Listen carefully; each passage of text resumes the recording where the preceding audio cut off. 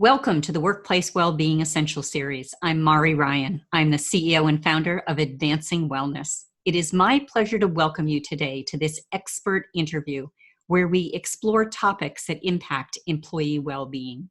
My guest today is Valerie Alexander. Valerie is a renowned expert on workplace happiness and a leading voice on equity and inclusion.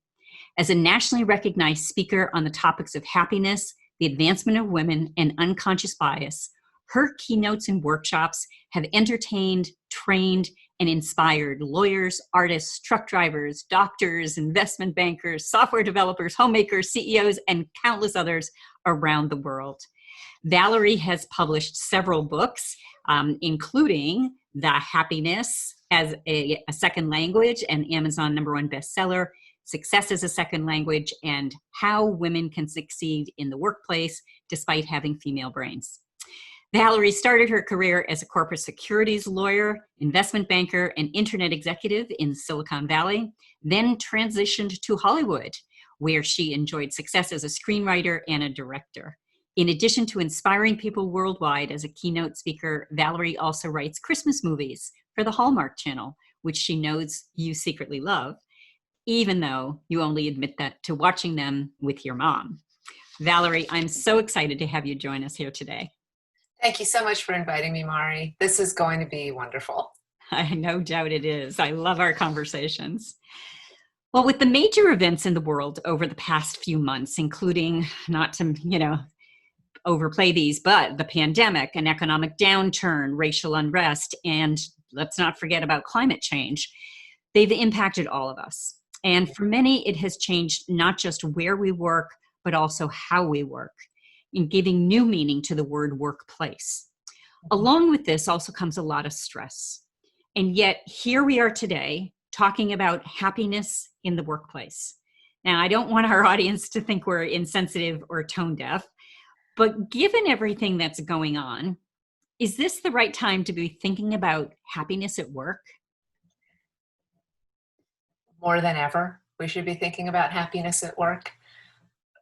And two big ones just relating directly to what's going on in the world right now. Happier people have better immune systems. Increasing your happiness boosts your immune system. And what better service can you be to the world right now than to have a strong immune system?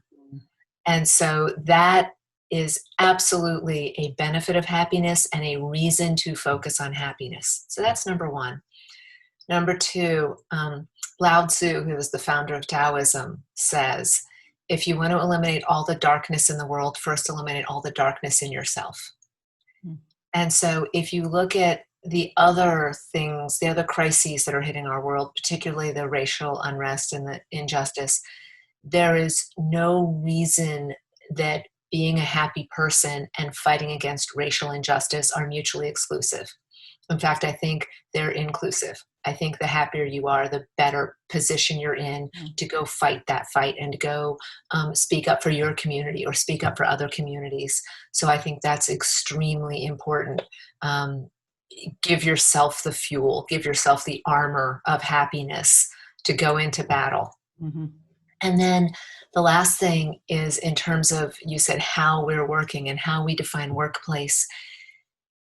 We have to be conscious now of the happiness in our workplaces if we're leaders. If you have people working for you who are working from home, who have never done that before, you better really start thinking about the mental energy it's requiring for them to do their jobs.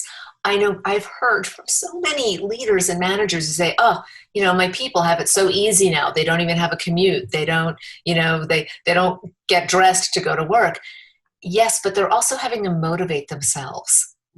And people forget self-motivation is exhausting. That is a second job. That's why in our workplaces, we have a job called manager, whose job is to motivate people, because motivating yourself is an entire job. That's part of it. Part of it is a lot of people go to work to get away from their house. They go to work to get out of the house. And we want the people who are now some people are stuck in their house. Some people are thrilled to be home. For some people, their house is this oasis in an island and they love it. But there's other people who are feeling stuck in their houses. And we want those people to be happy, to feel like their workplace hasn't changed. It hasn't become a negative. And so it's important to be aware of these changes in people's lives. So very important. And I think this idea of the leadership element in particular is Yeah. such an important one. So let's dig in a little bit deeper on why should leaders focus on happiness in the workplace, and maybe some of the things that as individuals and as leaders that they can do. Sure. There's been a big movement, really in the last decade, about increasing engagement. You see this all the time. Like Gallup has all their studying on the state of the American workforce is about the engagement of your workforce. And that is a complete unidirectional, top-down, leadership-focused belief. You want your employees to be more engaged, but nobody ever got home at the end of a workday and said, "Oh, wow, I was really engaged in my job today." No, they say, "I was really happy in my job today." And or no one has ever gotten home and said, "I feel so unengaged in work." No, they say, "This job is making me miserable." So as a leader, yes, you care about their engagement, but your employees care about their happiness. And here's a secret, they're the same thing. It gets you the same outcomes in your company. If your people are engaged, they are happy. If they are happy, they are engaged. You get the same outcomes. But if you start thinking about it, and it's more than just vocabulary, if you start thinking, what can I do to boost their happiness? You are going to get more out of those employees. And the analogy I always share that lands really well is, what if you said to your spouse, "I really want to make you more engaged in this relationship"? How would they respond? I don't know what kind of response you might get there. Right. But what if you said to your spouse, "I really want to make you happier in this relationship"? Yeah. Suddenly that person feels loved and cared for, and like you're making a commitment to them. Mm-hmm. Saying to someone, "I want you to be more engaged," is saying, "You need to make a bigger commitment to me." Saying, "I want to make you happier," is saying, "I'm going to make a bigger commitment to you." Mm-hmm. And if companies started thinking about their workforce that way, like, what can we do to make a bigger commitment to them, they will get happier, more engaged, more productive, more innovative, more creative workforce. Well, it seems like, when we talk about this engagement aspect, it almost seems as though engagement's the outcome, right? When we have happy, people who are thriving in their well-being, then the outcome is engagement. What do you Right. think? It's absolutely true. You have to give people the platform on which they can give you their best. Here is the thing. There are 3 long-ranging workplace happiness studies in this country. Harvard Business School has one, UC Riverside, Sonia Lubomirsky at UC Riverside studies this, and then Gallup has their State of the American Workforce. They study this. All 3 of them have come to the same conclusion about workplace happiness, whether they call it happiness or engagement. It's, again, these are vocabulary differences. Gallup says the number 1 factor in making people happy in their workplace is having the ability to put their skills to good use. Sonia Lubomirsky at UC Riverside calls it your sense of accomplishment. Your happiness from your work comes from your sense of accomplishment. At Harvard Business School, they refer to it as making progress on work that matters. Mm-hmm. Sometimes they say making meaningful progress. But if you look at all 3 of those are the exact same thing. It's doing something. What makes us happy at work is what we do, what we achieve, what we accomplish. Mm-hmm. And so if you look at the values that a company can do to create happiness, giving people the opportunity to have a sense of accomplishment, If you give people the opportunity to have a sense of accomplishment, they're going to be happier, which means they're going to be getting stuff done. Like think about the incredible synergy of that. As a leader, you get to say, wow, all I have to do is provide support for you to make progress in your work, and you will be happier in this job. That is the literal definition of win-win. Absolutely. Absolutely. Yeah. And yet we have a lot of workplaces with leaders or policies that completely rob people of their sense of accomplishment. So true. So true. Yes. Well, that's why we have so many disengaged people. Yes. I'm curious, what do you see as the link between happiness and well-being? There's a lot. There are a lot of links. I mean, just what we started with, that being happier boosts your immune system. When you are, and these are, again, studies done on this, being happier boosts your immune system. In terms of workplace, the difference between the top quartile of happiness, the very happy, if you broke happiness down into very happy, happy, unhappy, and very unhappy, the difference between the very unhappy and the very happy are substantial in terms of absenteeism and turnover and workplace mistakes and errors. Mm-hmm. But there's all kinds of other factors that your happy workers are significantly less likely to get injured on the job. They are going to file fewer workers' compensation claims. Their workers' compensation claims on average are going to be smaller. All of these things, those are metrics, things that we can measure. But if you look at what each of that metric is representing underlying, it's a person who isn't missing work. So therefore they're healthier or better, or, or mentally healthier. It's a person who's not quitting their job because they're so miserable. And if you quit a job, there's a great saying, people don't quit jobs, they quit managers. Right. Yes and no. There can be policies in your workplace that your manager is stuck with that makes you miserable. But yeah. Changing jobs is an extremely stressful life event. Mm-hmm. And again, we know that stress reduces the immune system. We know that stress makes people less well off. And so there are incredibly integrated factors between the happiness of a workforce and how healthy that workplace is and how well off everybody is. So we don't want to ignore the happiness of our workforce, because that lowers all of our costs, for one thing, as leaders, but it also makes everybody healthier, more successful, more able to give their all at work, and then more able to give their all in every other aspect of their lives. A quick side note, Mari, we hadn't talked about this before. I had a boss who was horrible. I mean, she was there. I can't even begin. I could tell you story after story of the metrics of the way she behaved, the way she treated me. And I finally quit. I finally quit the job. And then a month later, a friend of mine was coming to visit. And I had been married a little over a year at that point. And, that first year of marriage is tough. And I'd worked for this woman for 7 months of that first year. And my friend came to visit, and she was asking how things were going with my husband. And I said, oh, they're so much better. I said, he's just really gotten more understanding. He listens more. It's gotten so much nicer, and we're really getting along a lot better. And she looked at me, she said, yeah, and you're not working for the crazy lady anymore. Right.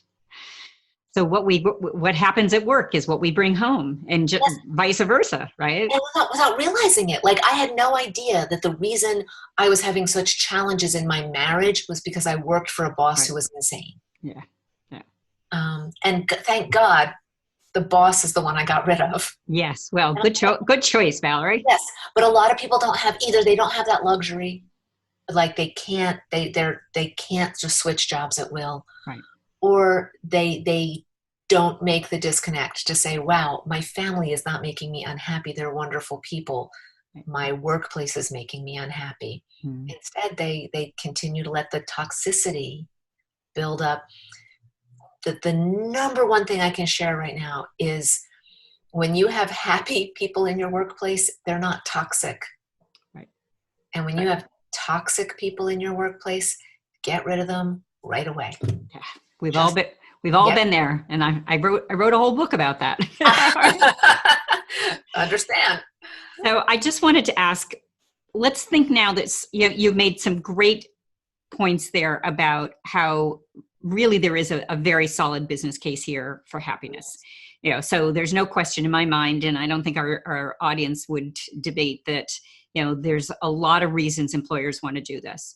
So my next question is, what can employers do to create a happier workplace where people are going to feel, cared for and feel happy in their work and in the workplace? As I said, the number one factor is a person's sense of accomplishment. So make sure that people are in jobs that they can handle, that they're given goals and the tools they need to reach those goals, and then the ability to actually do it without having the rug pulled out from under them, without anybody changing the goal line. I always say you rescue your workplace with AAA. You've got a flat tire, you call AAA. Well, you know what? If your workplace is a flat tire right now, call AAA. And your AAA is accomplishment, autonomy, and appreciation. Mm-hmm. If all of your workers are given tasks that they can complete well, give them that sense of accomplishment. Mm-hmm. Autonomy. Nobody wants to be micromanaged. Nobody wants to be told to do how to do their job. When I do the larger happiness in the workplace workshops and the training for managers, which I'll talk about in a second, there is a line on the worksheet that says, my employees' approach can be, and they have to fill in, different from mine and still not be wrong. And that's something a lot of people don't understand when they're in a leadership position. Somebody can be doing something differently to get to the same outcome. That doesn't make what they're doing wrong. And then acknowledgement. And I say this a lot again, when I train managers on this, acknowledge in public, admonish in private. Nobody wants to be dressed down in front of their coworkers or, God forbid, in front of clients or customers. Okay. I mean, how many of us have been in a workplace where we saw somebody getting yelled at? And I don't even know where we worked.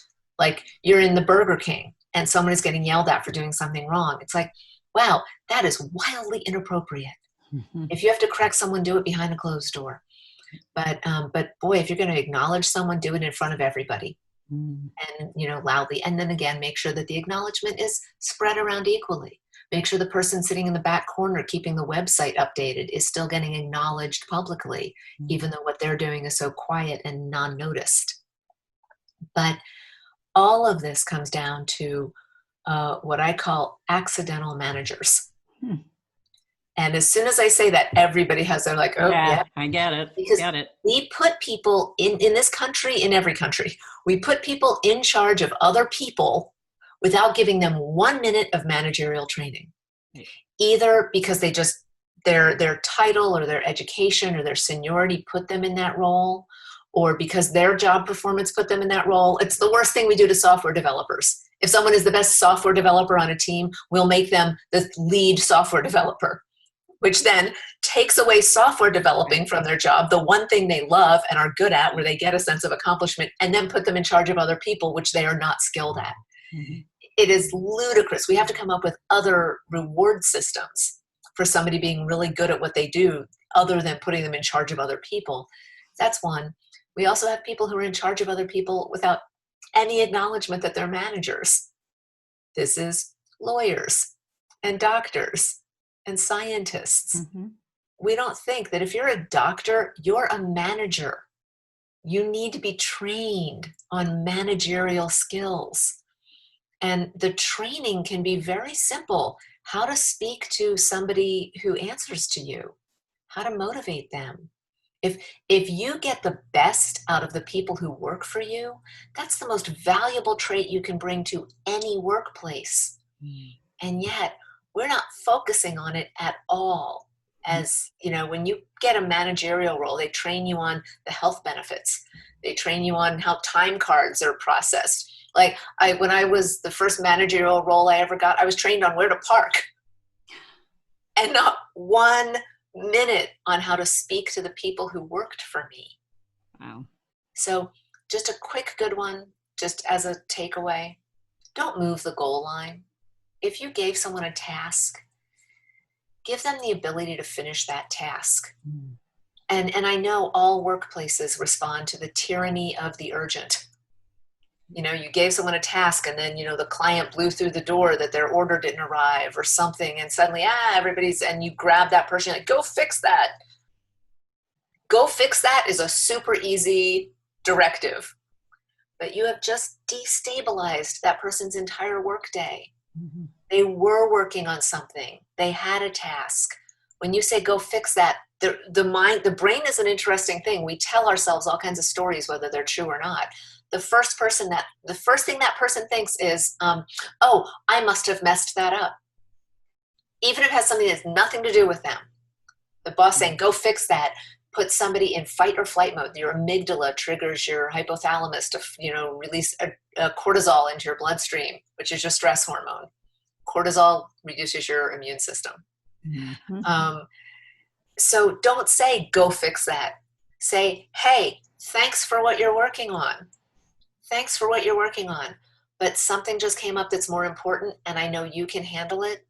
So please go do that, then come back to this. What a difference that would make. And I'm so glad you brought it back to the managers in terms of thinking about that relationship between happiness and well-being, because managers play such an important role. And you're right, all too often, we're not training them right, we're not giving them the direction they need, and we're not really helping them see how they have such an influential role in the well-being of their team members. It's interesting because I think they have the same happiness triggers as everyone else, that sense of accomplishment. Of course they do. If you give your managers training and then make your metrics, change your metrics so that your manager isn't judged on, like, did you process 18 widgets this week? But say, did the people who work for you enjoy their jobs? Right.